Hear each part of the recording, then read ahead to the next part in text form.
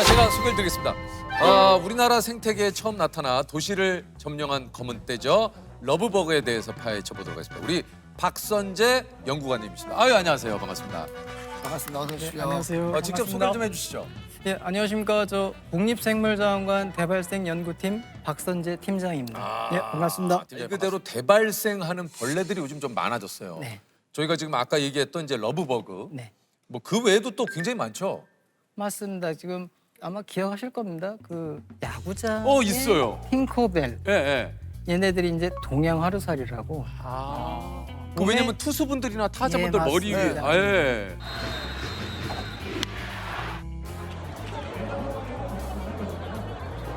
보시다시피 제 얼굴과 머리카락 그리고 상의 하의 할 것 없이 빼곡히 동양 하루살이 떼가 들러붙어 있습니다. 그런 애들도 있고 지금 한참 문제가 되고 있는 이 붉은 등우단 털파리 러브버그. 이게 러브버그. 예, 맞습니다. 그게 원래 명칭은 붉은 등 우단 털파리. 붉은 등. 그럼 러브버그라고는 누가 지은 건가요? 러브버그라고 하는 것은 아마 보시면 알 텐데. 잠깐만요. 갖고 있어요? 오씨, 여기다.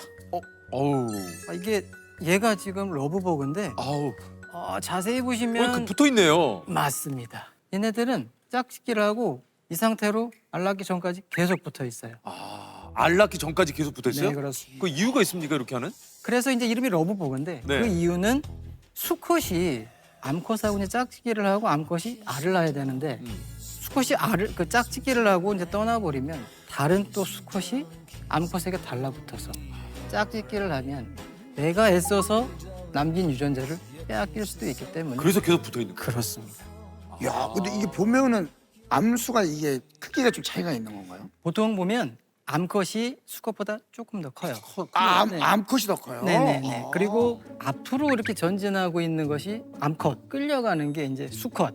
야, 이 계속 그 수컷들은 거꾸로 이렇게 맞습니다. 그럼 이 친구들은 수명이 어떻게 됩니까? 수컷 같은 경우는 한 3일에서 5일? 어? 그러니까 얘는 나와서 짧네. 그냥 짝짓기를 하고 죽을 때까지 그냥 붙어만 있다고 생각하시면 되고요. 암컷은 이제 짝짓기를 하고 난 후에 하루나 이틀 정도 더 알 낳는 시간을 갖고 바로 죽습니다. 그럼 또 그러니까 그렇게 생각하면 너무 생애 주기가 짧네. 딱 일주일 정도 살고 또 알 낳고.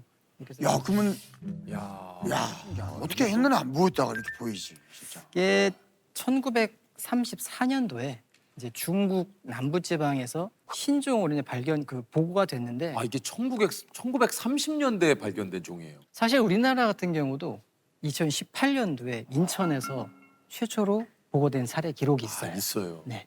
이제 해외 무역을 통한 그런 과정에서 아마 얘네들이 유입됐을 것이다. 그렇게 간주가 되고 간간히 몇 마리씩 이제 분포 기록이 있다가 2022년 갑자기 나타났어요. 은평구, 네. 고양시 맞아요. 그때 사람들이 이제 경악할 정도 수준의 러브버그가 창궐을 하게 됐죠. 서울 서북부와 경기 고양시 일대에 난데없이 벌레떼가 출몰했습니다. 길거리도 불편하고 어디 나오는데 아파트 단지 내에서도 수없이 많아요. 이게 북한산 그 영상이 가장 그 유명하잖아요. 이게 100군데 정상인데 100군데 정상 속에 벌레들이 가득합니다.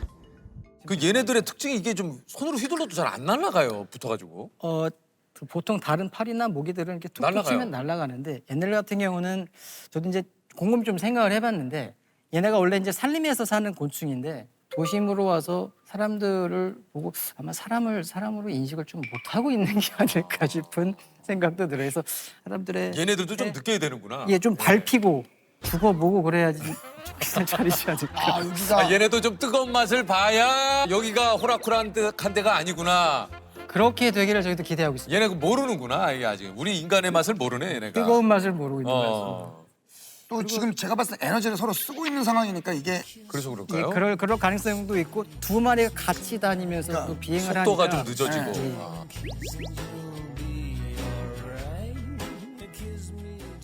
얘네들은 좀 천적 같은 건 없습니까? 저희가 이제 얘네들이 왜 2022년도부터 음. 우리나라에서 많이 발생을 했는지 이걸 좀 연구를 하고 있는데 음. 해외에서 어떤 새로운 생물이 우리나라에 유입이 되면 우리나라 생물들도 못 보던 놈이 이렇게 왔다 갔다 하면 저걸 먹어 마라 이렇게 좀 고민도 하고 그런 시간이 좀 필요하거든요. 생태계의 다른 생물들도 얘네들에 대해서 지금 먹어야 되나 말아야 되나. 네. 아, 아마 자기들끼리도 그런 고민 좀. 기간이 있지 않을까. 그럼 얘네들 우리한테 피해를 주지는 않습니까? 이제 네. 뭐 문다거나 예를 병균을 들면 옮긴다거나. 없습니까? 얘네 같은 경우는 애벌레 유충이 이제 땅에 살잖아요. 근데 땅에 있는 낙엽 낙엽을 이제 분해를 하거나 그 부유물들을 먹어서 쉽게 표현하면 이제 땅 속의 지렁이와 같은 그런 역할을 좀 담당을 하고 있고요. 성충으로 사는 그 한 일주일도 안 되는 짧은 기간에는 꽃에 얘네들이 모여들어서 꽃에 이렇게 화분을 매게 해주는 그런 역할을 하기 때문에 저희가 이제 얘네들을 생태계의 익충이라고 이제 표현을 하고 있습니다. 얘네가 생태계는 익충이에요? 익충이구나. 생태계는. 하지만 너무 많이 그러니까 이게. 발생을 하기 때문에 그러니까 문제는 이게 지금 개체수인 거네요, 그러면. 예 맞습니다. 아니 이게 좀 러브버그를 뭐 이렇게 좀 못 오게 하는 방법 같은 건 좀 없습니까? 이제 얘네가 생태를 좀 관찰하다 보면 불에 이렇게 좀 잘 이끌리는 습성이 있어요. 불에. 네네. 보통 그래서- 벌레들이 좀 그렇잖아요. 예 맞습니다. 그래서 생활 주변에 있는 조명을 좀 최소화하고 보면 이제 흰색 옷 같은 거에 되게 잘 달라붙거든요.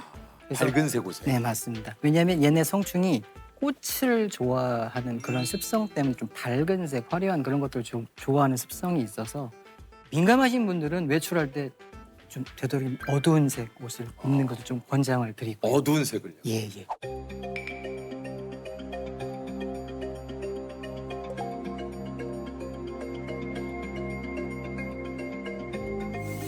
오 간다.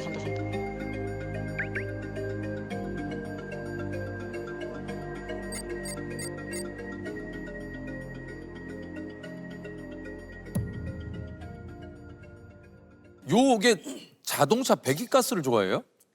얘네가 이제 유충식에 보면은 땅 속에서 낙엽을 이렇게 분해한다고 했잖아요. 그러니까 이 낙엽이 분해하면서 나오는 그 냄새 그런 것들이 배기가스에서 나는 그런 냄새하고 유사하기 때문에 얘네들이 그걸 어떤 먹이나 좋아하는 그런 걸로 인식을 하고 거기에 집중적으로 모이는 그런 자동차 경향을 배기가스에. 보여요. 예. 야, 신기하다. 진짜 신기하다. 아니 그 이제 러브버거처럼 우리나라의 각 시기별로 대발생하는. 근데 가면 갈수록 뭐 아까 얘기한 대로 이런 러브버거도 그렇고. 야구장 팅커벨도 그렇고. 네. 네. 저건 또 뭐야 하는 벌레들이 정말 점점 늘어나더라고요.